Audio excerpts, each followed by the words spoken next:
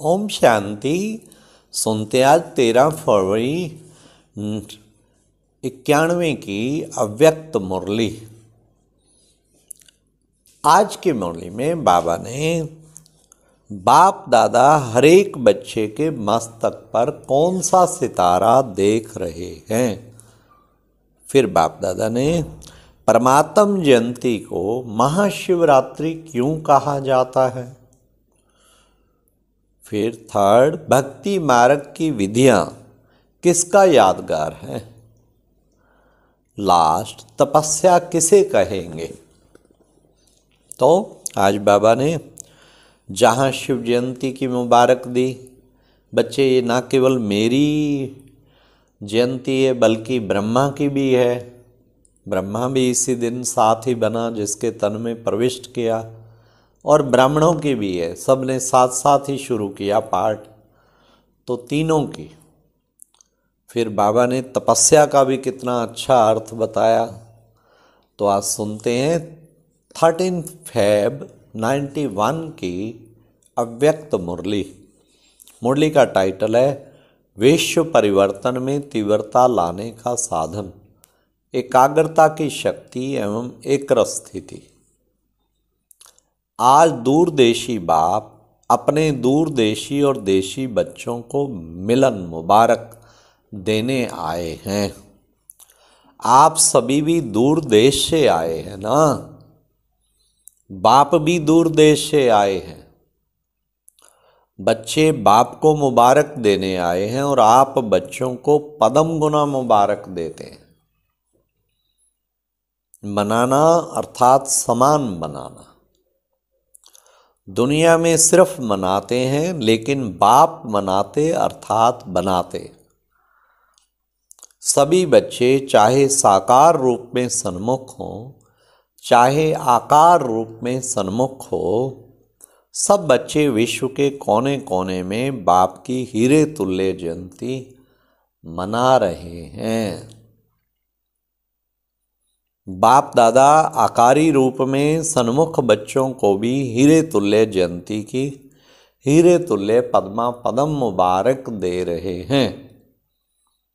इस महान अवतरित होने की जयंती को आप सभी बच्चे मनाते स्वयं भी हीरे तुल्य बन गए।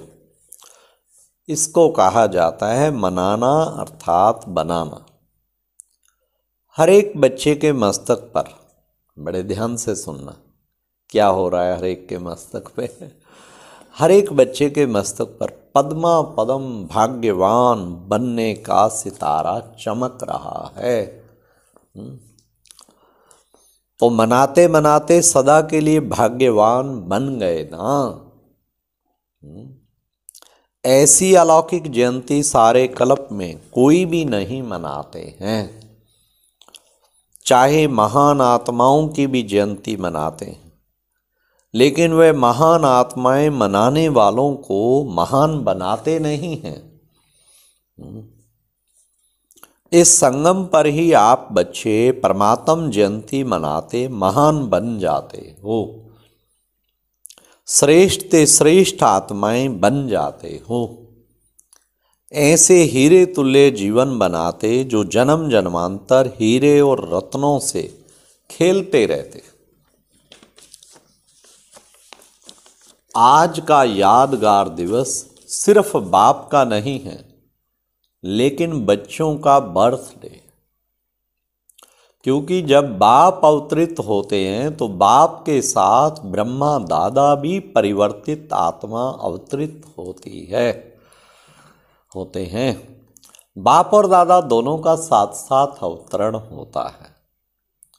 स्वाय ब्राह्मणों के बाप दादा स्थापना का यज्ञ रच नहीं सकते,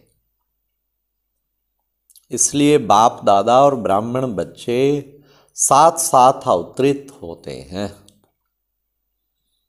तो किसका जन्मदिन कहेंगे, आपका या बाप का? आपका भी है ना। तो आप बाप को मुबारक देते और बाप आपको मुबारक देते हैं। शिव जयंती अर्थात परमात्म जयंती को महाशिवरात्रि क्यों कहते हैं? सिर्फ शिवरात्रि नहीं कहते, लेकिन महाशिवरात्रि कहते, क्योंकि इस अवतरित दिवस पर शिव बाप, ब्रह्मा दादा और ब्राह्मणों ने महान संकल्प का व्रत लिया कि विश्व को पवित्रता के व्रत से महान श्रेष्ठ बनाएंगे। इसलिए महाशिवरात्रि कहते हैं क्योंकि महान संकल्प लिया, महान व्रत लिया। किस किसने? शिव बाबा, ब्रह्मा और ब्राह्मणों ने। विशेष आदि देव ब्रह्मा अपने निमित्त ब्राह्मण आदि बच्चों के साथ इस महान व्रत लेने के निमित्त बने। तो महान बनाने के व्रत लेने का दिवस दिव्य दिवस है, इसलिए महाशिवरात्रि कहा जाता है। और आप ब्राह्मण बच्चों ने महान व्रत लिया, इसके यादगार स्वरूप में आज तक भी भक्त लोग व्रत रखते हैं। यह महान जयंती प्रतिज्ञा लेने की जयंती है, एक तरफ प्रत्यक्ष होने की जयंती है, दूसरी तरफ प्रतिज्ञा लेने की जयंती है। आदि समय में आप सभी जो भी निमित्त बने, आदि देव के साथ आदि रतन निकले, उन्हों की प्रतिज्ञा का प्रत्यक्ष फल आप सभी प्रत्यक्ष हुए। देखो कहां कहां कोनों में चले गए थे,